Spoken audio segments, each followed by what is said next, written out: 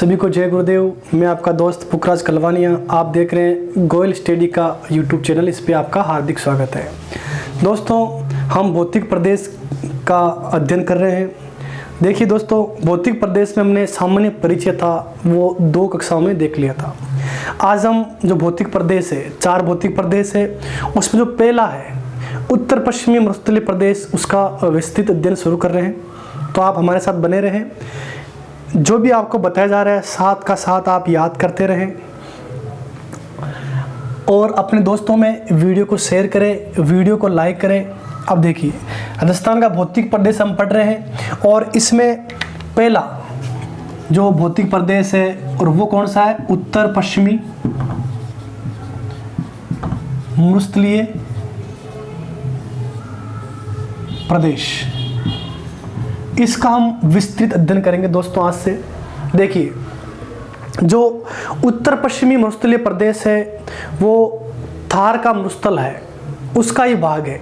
तो पहले हमको थार का मरुस्थल है वो पढ़ना पड़ेगा। दोस्तों, थार का मरुस्थल 2 देशों में है, भारत और पाकिस्तान में।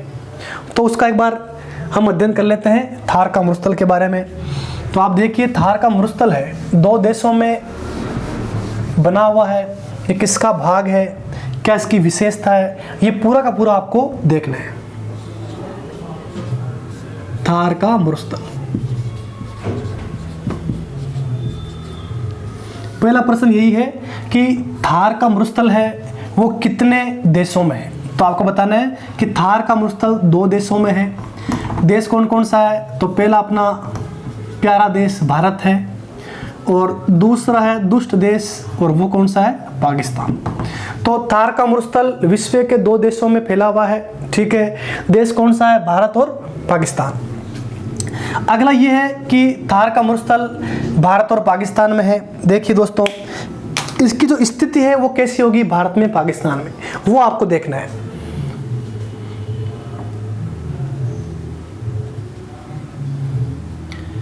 तो एक बार भारत के मैप में हम इसका अध्ययन कर लेते हैं ताकि याद करने में आपको दिक्कत नहीं आएगी। देखिए, ये अपना प्यारा सा भारत है।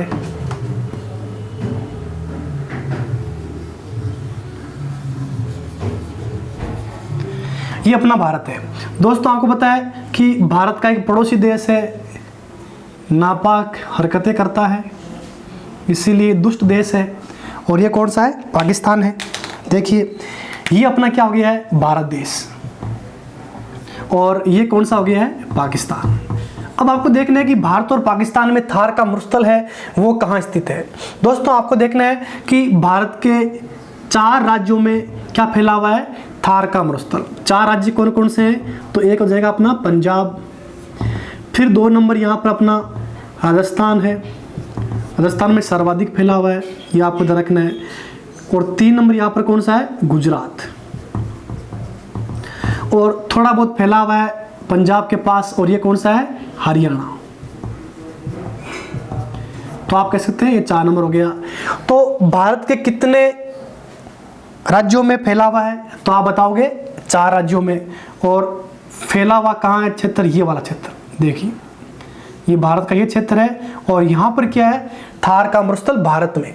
राजस्थान का ये वाला भाग है, पंजाब का ये, हरियाणा का ये, गुजरात का। ठीक है, अब आपको देखना है कि पाकिस्तान में कहाँ है। तो पाकिस्तान में आपको ध्यान रखना है सिंध प्रांत है और पंजाब प्रांत, ये वाला भाग। देखिए, यहाँ पर आपको ध्यान रखना है कि कुछ भाग आता है पंजाब। आपको पता है पंजाब पहले एक ही था, पंजाब के 2 भाग हो गए थे। और यहाँ पर कौन सा है? पाकिस्तान का पंजाब प्रांत है। और यहाँ पर 2 नंबर कौन सा है? सिंध प्रांत। तो पाकिस्तान के 2 प्रांतों में, सिंध प्रांत में और पंजाब प्रांत में कम है, सिंध प्रांत में अधिक है थार का मरुस्थल। ये आपको ध्यान रखना है। तो भारत में थार के मरुस्थल को क्या कहते हैं? तो आपको ध्यान रखना है, भारत में थार का मरुस्थल या आप कह सकते हैं थली कहा जाता है। लेकिन पाकिस्तान में थार के मरुस्थल को क्या कहते हैं? तो आपको ध्यान रखना है चोलिस्तान। ये आपको ध्यान रखना है। चोलिस्तान कहाँ कहते हैं? पाकिस्तान में। और भारत में क्या कहते हैं? थार का मरुस्थल ही कहते हैं या थली कहते हैं। अब आपसे पूछेंगे कि जो पाकिस्तान भारत में फैला हुआ थार का मरुस्थल है, ये किसका भाग है? तो मैंने अभी बताया था आपको, अफ्रीका का जो ग्रेट पैलियो, अफ्रीका का great palaeo arctic, great palaeo arctic मरुस्थल है, उसका भाग है। दोस्तों आपको पता है कि अफ्रीका महाद्वीप है, वहाँ पे मरुस्थल बहुत सारे हैं। सारा का मरुस्थल है, कालारी का मरुस्थल है, बहुत साना का मरुस्थल है। उसमें एक मरुस्थल कौन सा है? ग्रेट पैलियो आर्कटिक मरुस्थल। उसका भाग कौन सा है? तो आप क्या बताओगे? थार का मरुस्थल। ये आपको ध्यान रखना है। अब देखिए, थार का मरुस्थल है, इसका क्षेत्रफल कितना है? तो आपको ध्यान रखना है कि पूरा थार का मरुस्थल है, इसका क्षेत्रफल आपको ध्यान रखना है 2,36,000, 2,36,000 वर्ग किलोमीटर। ये आपको ध्यान रखना है, 2,36,000 वर्ग किलोमीटर क्षेत्रफल किसका है? थार के मरुस्थल का।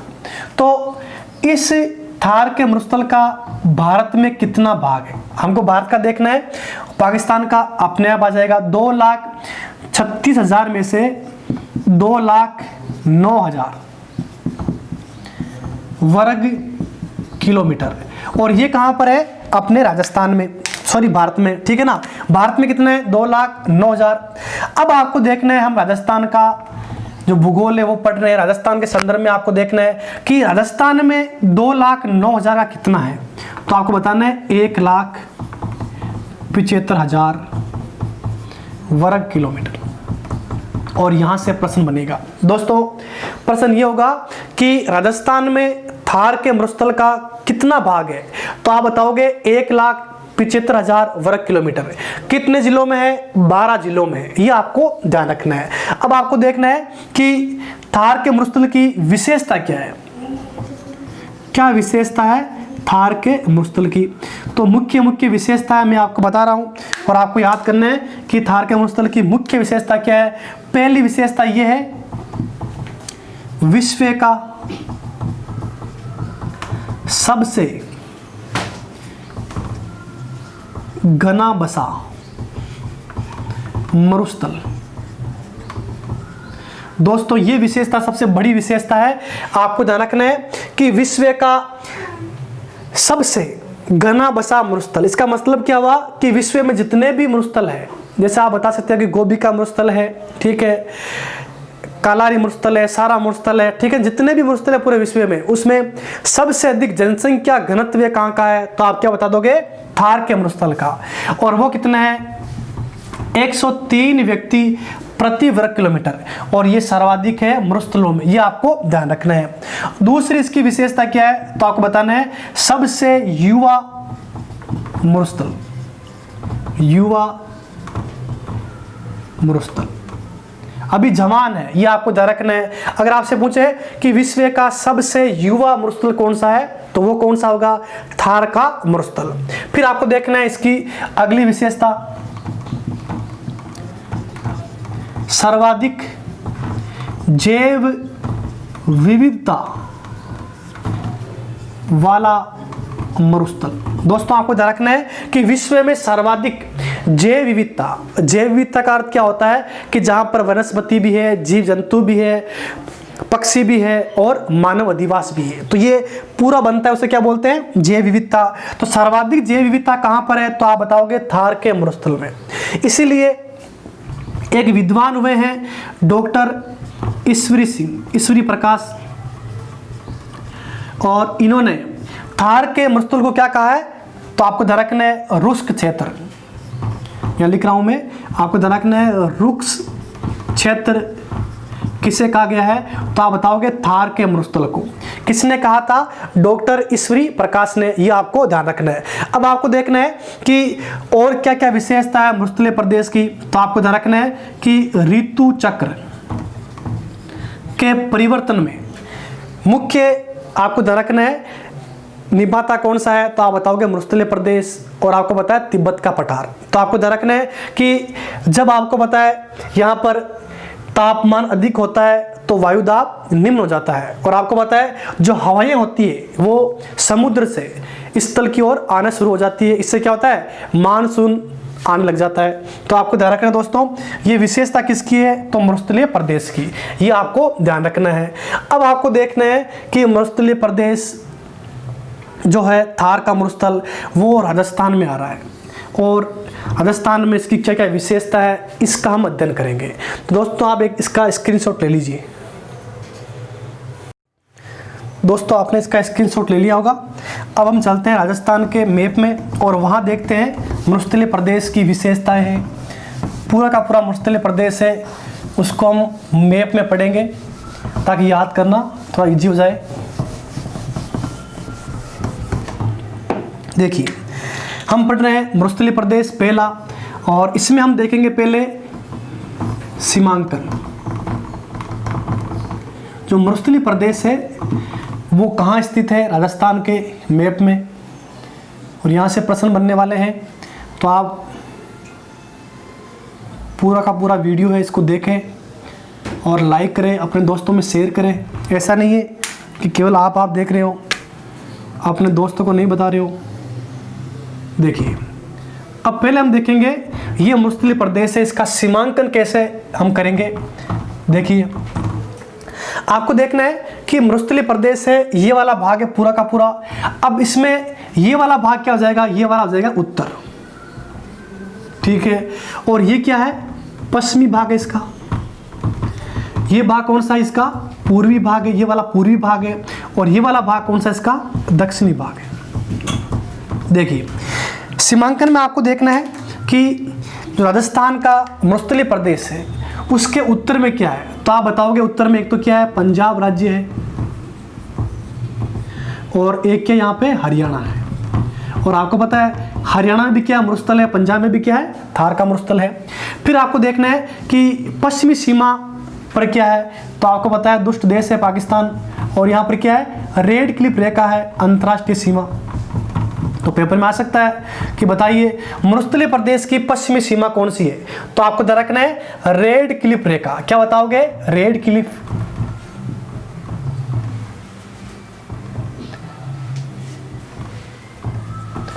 रेड क्लिफ अंतर्राष्ट्रीय सीमा रेखा वो क्या करती है, पश्चिमी सीमा बनाती है थार के मरुस्थल की। ये आपको ध्यान रखना है।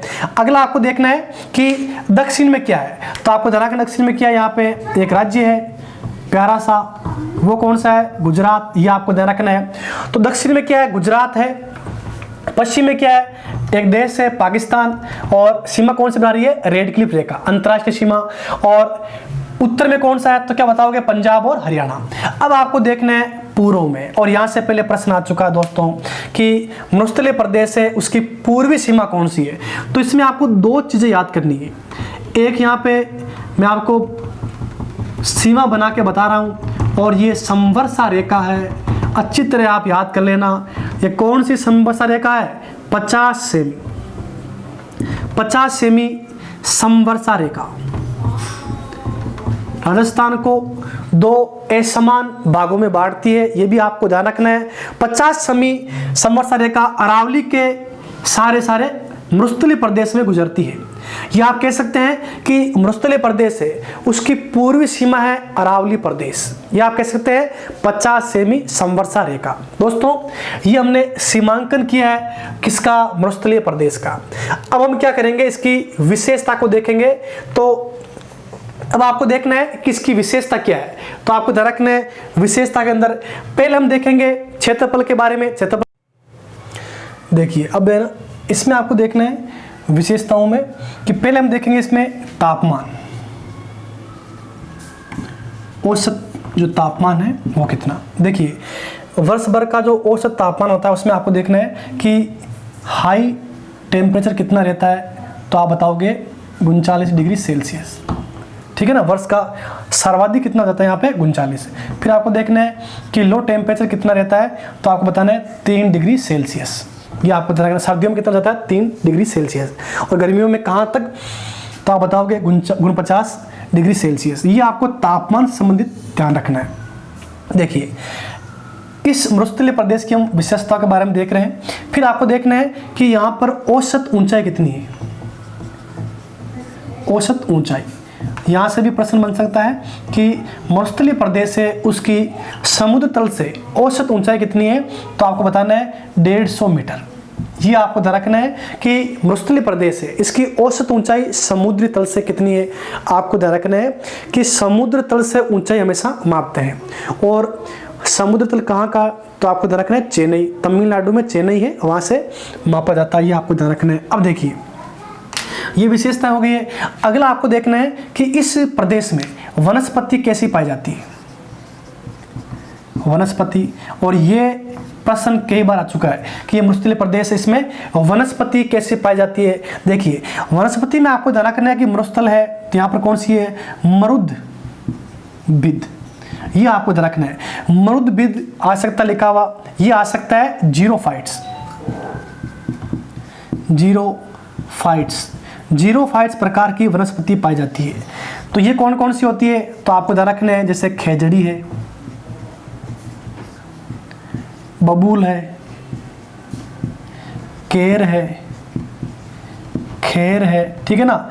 आप कह सकते हैं कैक्टस है, बहुत सारी आती है, आप जानते होंगे मरुदबिद और जीरोफाइट्स के बारे में। तो ये वनस्पति यहाँ पर है, इसकी औसत ऊंचाई है और तापमान है। अगला आपको देखना है कि यहाँ पर जो नदियाँ हैं, प्रमुख नदियाँ कौन कौन सी है, वो आपको देखना है कि प्रमुख नदियाँ। तो ये तो पूरा मैप में हम देख लेते हैं, नदियाँ मैप में बना के कि नदियाँ कौन कौन सी है। देखिए नदियों में आपको ध्यान रखना है कि मरुस्थलीय प्रदेश में मुख्य रूप से 4 नदियाँ हैं। देखिए ये अजमेर से निकलती है एक नदी, इसका नाम है लूनी, अजमेर आ गई है, नागौर आ गई है, पाली है, जोधपुर है, जालोर, बाड़मेर, ये आपको पता है 6 जिलों में चलती है, और इसका नाम क्या हो जाएगा, लूनी। तो लूनी नदी मुख्य रूप से किस प्रदेश की नदी है, तो आप क्या बताओगे, उत्तर पश्चिमी मरुस्थलीय प्रदेश की। ये आपको ध्यान रखना है। एक आती है हिमाचल प्रदेश से, कालका की पहाड़ियों से, और इसका नाम है घग्गर, और पाकिस्तान में जो फोर्ट अब्बास से वहाँ जाती है, ये आंतरिक प्रवाह की है, दूसरी कह सकते हैं, और ये कौन सी है, घग्गर।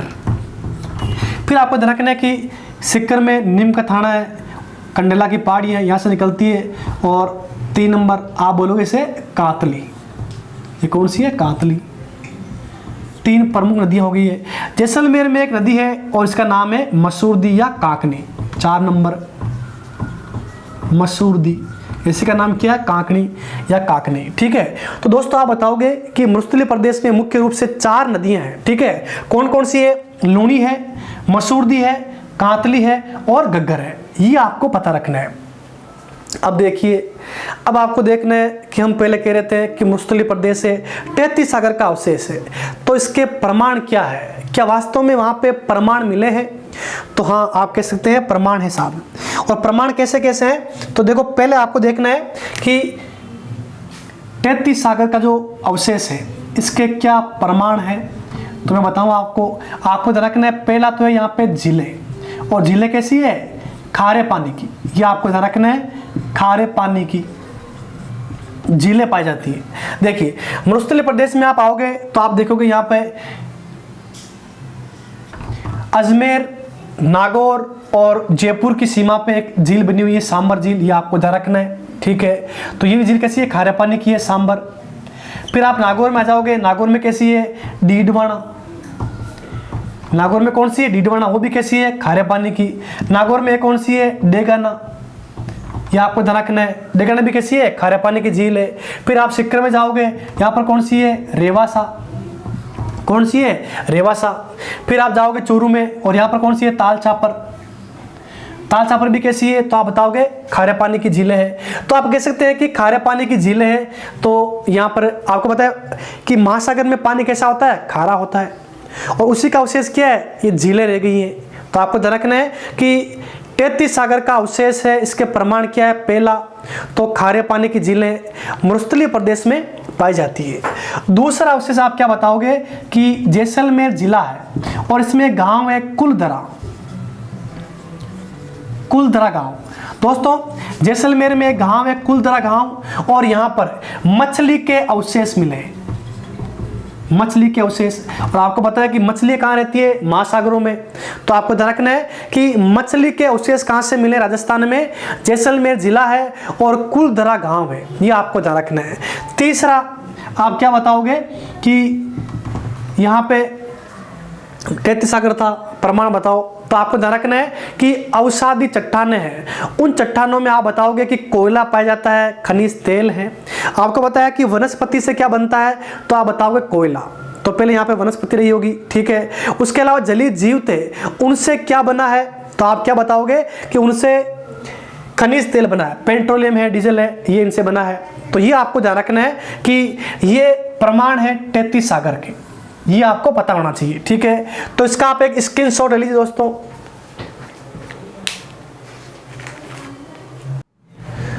तो दोस्तों आपने इसका स्क्रीनशॉट ले लिया होगा।